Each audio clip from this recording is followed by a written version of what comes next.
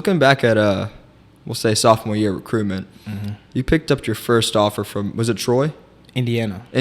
Oh, really? Yeah. Oh, that's funny. So I think one of the coaches had a great relationship up there with our coaches, and then like it was just kind of a flame starter, I guess.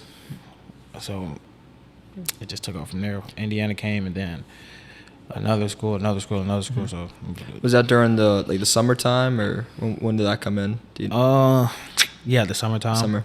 And they all just floated in at once. Yes. Yeah, the spring. It was towards the end of the school year. Yeah, so they all come in at once. I think it's like a period, like junior year. That's when a lot of kids start getting their offers and stuff. I think that's when colleges really started focusing that class. So they started flowing in heavy junior year. Well, what was it like receiving each offer? Did you just become numb to it at one point, or was it like? Nah, I really try hard not to come numb to it, because that is a blessing. I didn't know nothing about scholarship, how much money goes into college. So it's always a blessing. I took it as a blessing then, and I definitely take it as a blessing now. So I didn't become numb to it. I thought every time, like, this is another school that's going to pay for my school, my education, and I can play football for them. So I never took anything lightly. Not like that. Was it nice going through the process with other players, your year, your team? Yeah, it was. Some places we took visits together, and the visits are always fun, no matter where you go. So it was nice. Were visits all based on the same premise, or did it change per school? What you mean? So like when you went on a visit, let's say they're usually a weekend, right? Mm-hmm.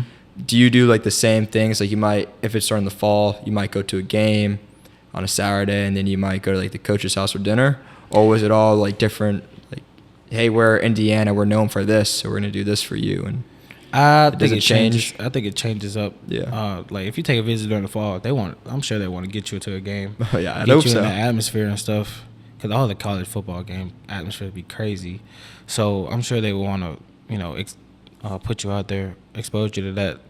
And during the spring, they probably want to do the same thing with the spring game, and there's a lot more free time for the player. So if you're shadowing a player, they can really show you around then. So yeah, because they know a little thing about the school, right? Right. A little something. Is there anything that like stood out to you just in general from a visit that made you realize like this school is like cool, or the coaching staff did this so they showed they care, or was it all they all just tried really hard to impress you? You talking about Clemson? Or just in general, like was there? I mean, you can compare it to Clemson too.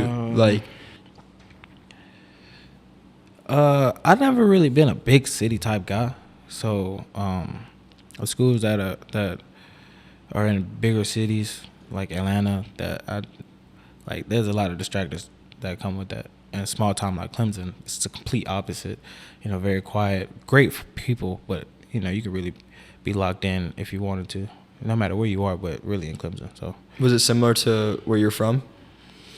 Nah, it's pretty. You talking about Montgomery and Clemson? Yeah. Nah, it's Montgomery bigger, and there's more stuff to get into, but it ain't Atlanta or nothing like that. I don't even think it's the biggest city in Alabama. So yeah.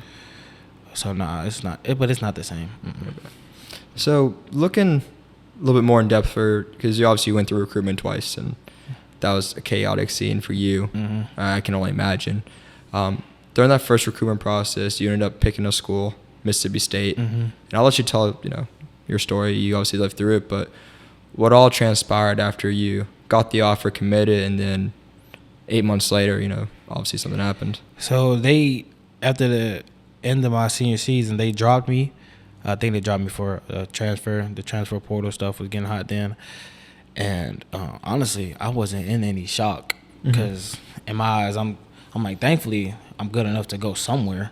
I didn't think it was Clemson level, but I was like, I can go somewhere. Now, my mom, this is a different story. She's panicking day in and day out. So, but that's her. So, but I stayed calm, and I just prayed about it, honestly. And then Clemson and Nebraska, bigger schools came in, and I'm like, what? You know, like you just That's wait, a big just difference. wait. Yeah, That's it's a big like difference. something ain't right. Yeah. So it took off from there. I'm really glad I prayed about it and just stayed calm, because I could have really been a butthole and said some things to the Mississippi State coach that I would have regretted. So I'm glad I stayed calm and put it in God's hands. So Yeah. I mean, that's definitely a very hard situation to be in for anybody, right? Mm-hmm. Like, I know you said you handled it calm, which is, props to you for that. But I don't know how many people would have reacted to that news, because it was so late in the process, right? It was very late. I think signing day was like a week from then. Yeah. If that, the first signing day, and I was planning to sign on the first signing day. So we had to scuffle a little bit toward the end to make it to the second signing day, but it all played out. So how did that second recruitment go? Because I'm assuming, right, like you might get an offer from a school, and then you commit, and then it's a week ahead of early national signing day. They probably don't have that offer on the table, right? Mm-hmm. That happens to some people. Yeah. So like, did you have to reach out to schools that already offered you aside from Clemson, Nebraska, or did they come in like right away?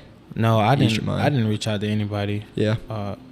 I felt like the coaching staff at Catholic, they handle that stuff pretty good. So I just trusted them to do all that stuff. Oh, so did they do like the reaching out for you, or was it just they would just tell you the news? I have no idea. Oh, really? Yeah. I have no. I think I don't know if the college coaches came to them when they saw me decommit, or they reached out to the college. I don't know, but It worked out in the end, know. right? Yeah. I mean, you got a couple big offers, like you mentioned.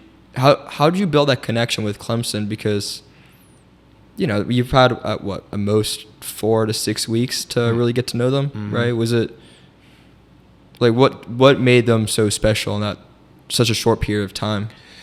Honestly, I was just going off like it's Clemson. Honestly, like powerhouse school, 2 national championship, Dabo, Swinney, all that legacy. I was just going off that until I came up here and was a part of the environment and saw the people, how everything is ran, everything is organized, all that stuff. So at the time, I was just going off is Clemson. So it speaks for itself. Right. You see that paw, and it's like, they like Dabo has done a great job of building all of this dynasty. Yeah. So I'm sure there's kids out there that's still saying to themselves what I'm saying to you. So.